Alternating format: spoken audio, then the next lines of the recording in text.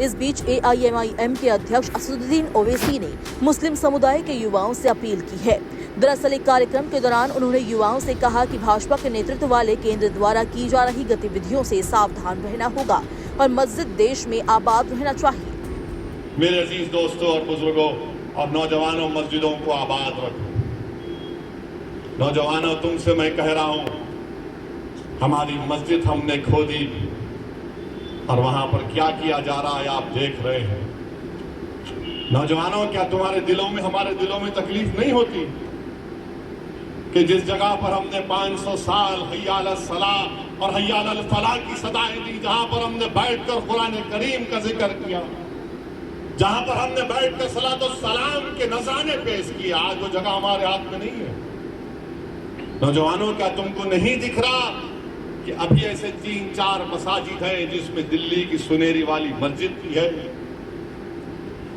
मेरे अजीज दोस्तों, याद रखो नौजवानों, ये जो ताकतें हैं ना, तुम्हारे दिल से जब इत्तेहाद को निकालना चाहते हैं, क्यों निकालना चाहते हैं? मिली गीरत को खत्म कर दिया जाए, मिली हमियत को खत्म कर दिया जाए। बरसों की मेहनतों के बाद आज हमारा एक मुकाम हमने पैदा किया, तो ये आपको इन चीजों पर गौर करना है।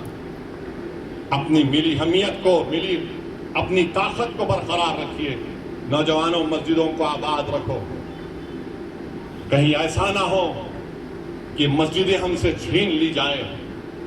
मुझे उम्मीद है कि इंशाअल्लाह ताला आज का नौजवान जो कल का बूढ़ा होगा, वो अपनी नजरों को आगे रखकर अपने दिमाग पर जोर डालकर सोचेगा कि किस तरीके से मुझे अपने आप को, अपने खानदान को, अपने शहर को, अपने महल्ले को बचाना है।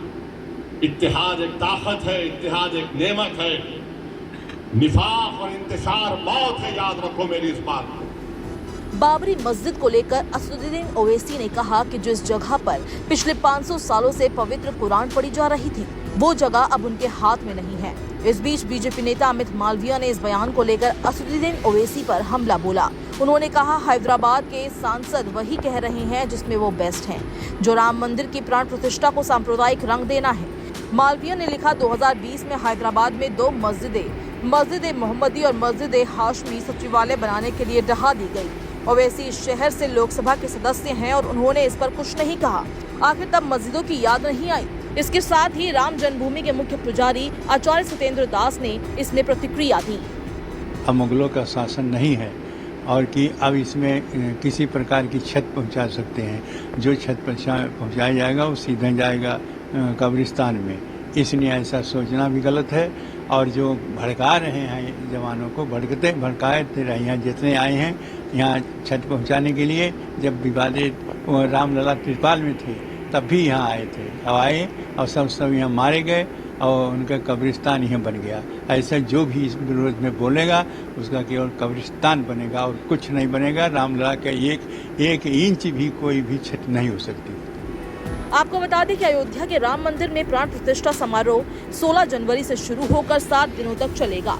अंतिम दिन यानी 22 जनवरी को सुबह की पूजा के बाद रामलला के विग्रह को मृगशिरा नक्षत्र में प्रतिष्ठित किया जाएगा।